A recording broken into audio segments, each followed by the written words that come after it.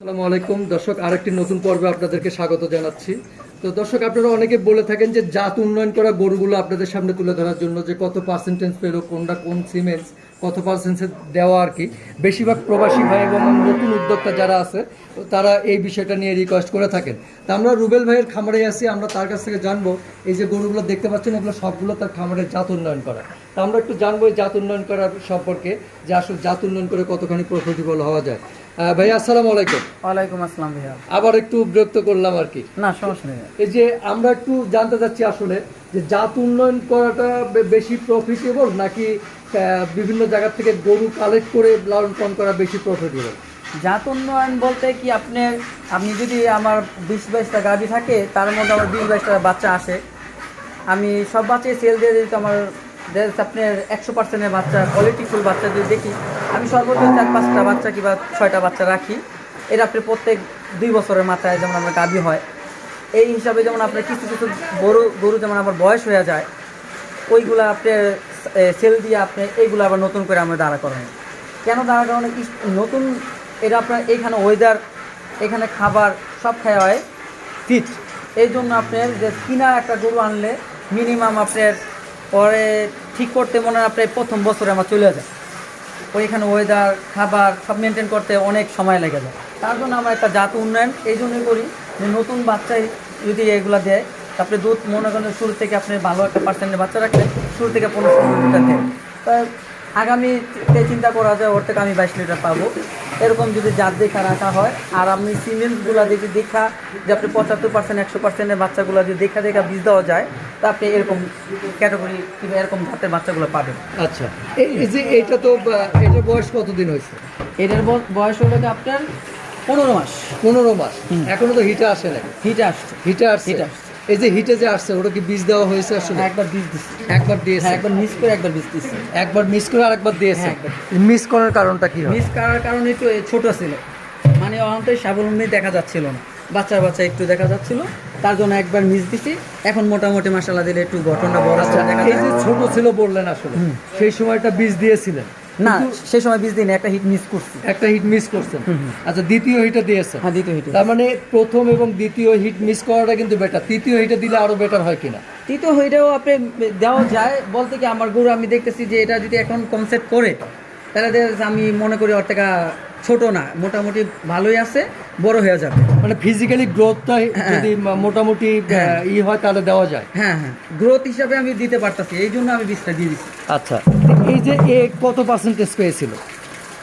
মানে ওই কত পার্সেন্টে? হ্যাঁ, ও আপনি 100%। 100% কিভাবে বুঝলেন আপনি? 100% ওর আপনার চামড়া, গলা, তারপর শিং, আপনি সব মিলাই ওর দেখা যায়। আপনি এটা কি হলস্টিন ফ্রিজিয়ান পাইছে নাকি? হ্যাঁ, হলস্টিন ফ্রিজিয়ান। ওর আম্মা আমার ঘরে।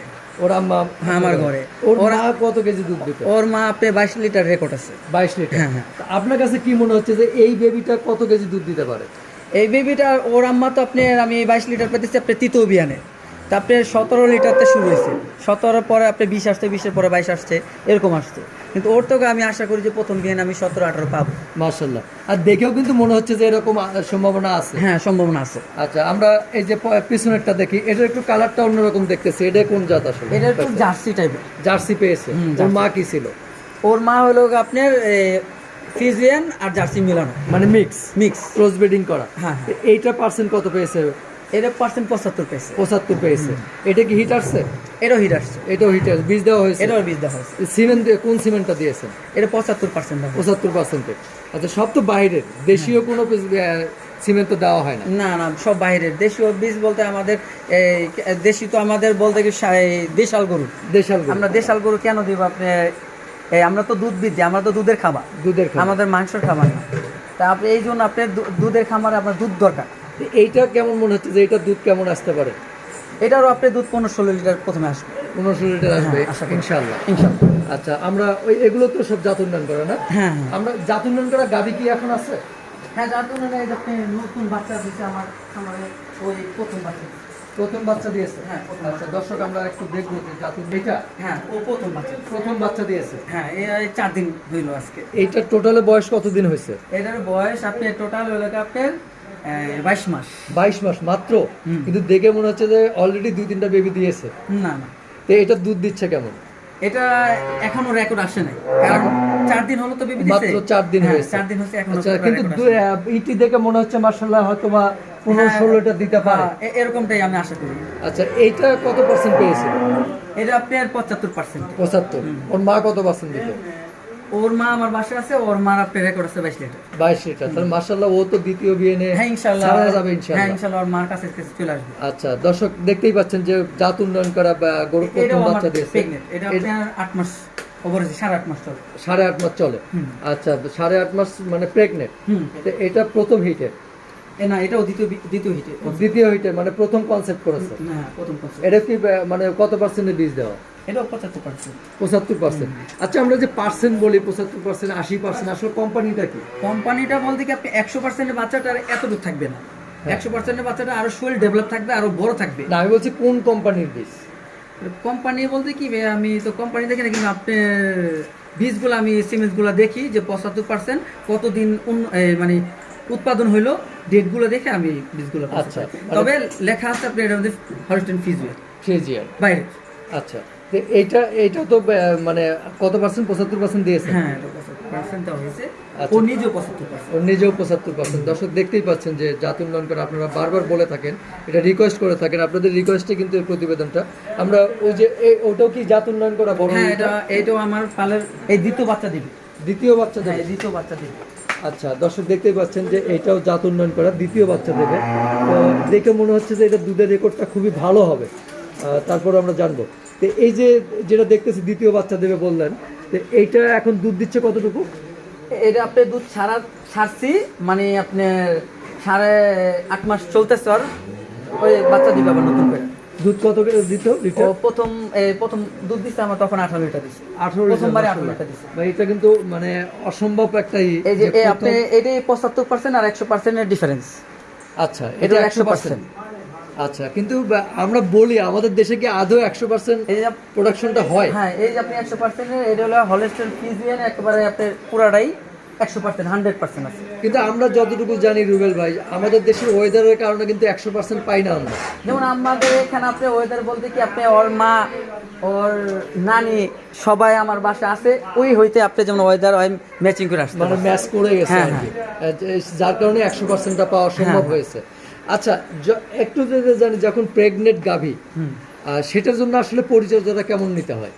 প্রেগনেন্ট গাভীর আপনি আলাদা একটা স্থান দিতে হয়, যেমন আপনি খোলামেলা জায়গাটা সুন্দর দিতে হবে, শুকনা জায়গাটা দিতে হবে, খাবারটাও একটু ভালো খাবার দিতে হবে, শুকনা খাবারটা খাইলে শরীরটা খুব তাড়াতাড়ি ডেভেলপ হয়ে যায়।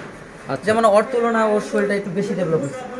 এটা বেশি ডেভেলপ হয়েছে? ওর তুলনায় ওর শরীরটা একটু বেশি ডেভেলপ হয়েছে। এটা কত পার্সেন্ট?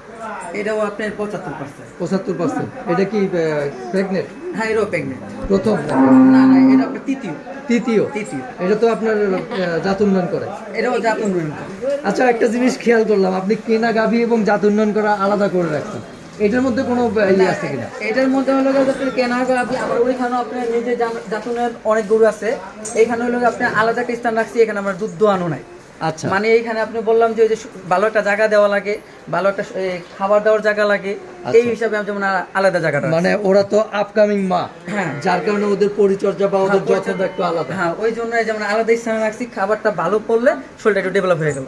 আচ্ছা, এই জন্যই আলাদা। আরেকটা জিনিস একটু লাস্ট জানতে চাই, আমরা দেখলাম আর কি যে গাভীটা দোয়ানোর পরে আমরা ম্যাস্টাইসিস যে রোগটা বলি, আসলে এই রোগটা থেকে নিরাময় পাওয়ার উপায়টা কি হতে পারে? ম্যাস্টাইসিস বলতে কি আপনার দুধ দোয়ানোর মধ্যে কিছু এই সৌন্দর্য থাকতে হবে, দুধটা অল ক্লিয়ার দোয়াতে হবে, প্লাস আপনার বাচ্চা ছাইরা দুধ খাওয়ানো লাগবে। যদি আপনি বাচ্চা ছাইরা অনেকে দুধ খাওয়ায় না, আপনি দুধ ওলানে কিছু রয়ে গেল, তো ওই হিসাবে একটা ম্যাস্টাইসিস মারে।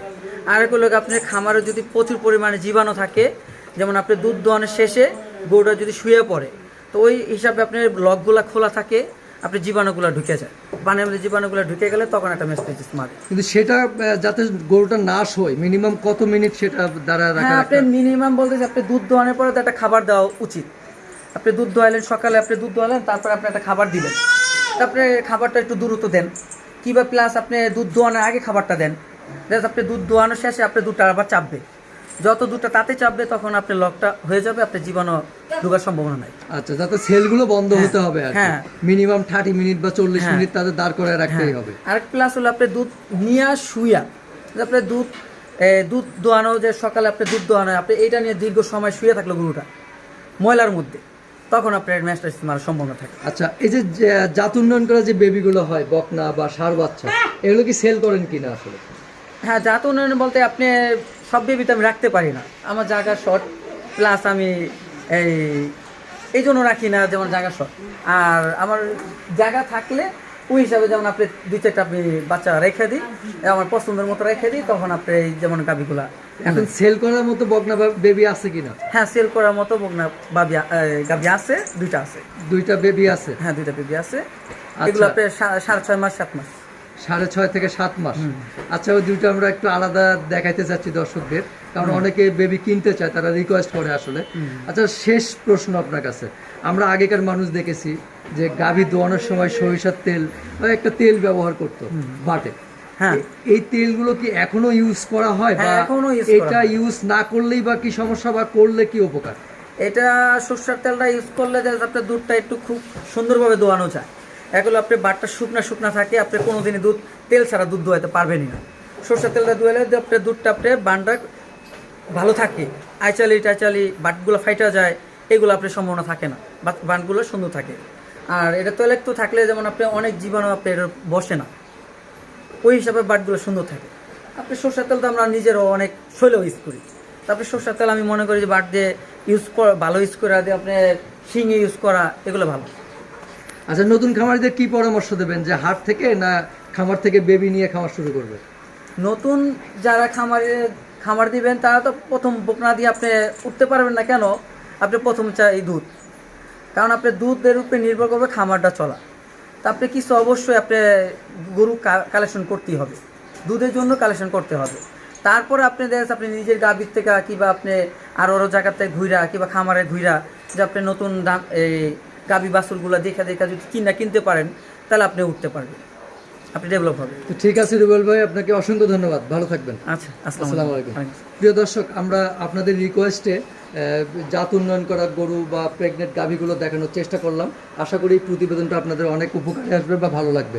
এই প্রতিবেদনটা দেখে যদি আপনারা ভালো লেগে থাকে, তাহলে আমাদের সার্থকতা।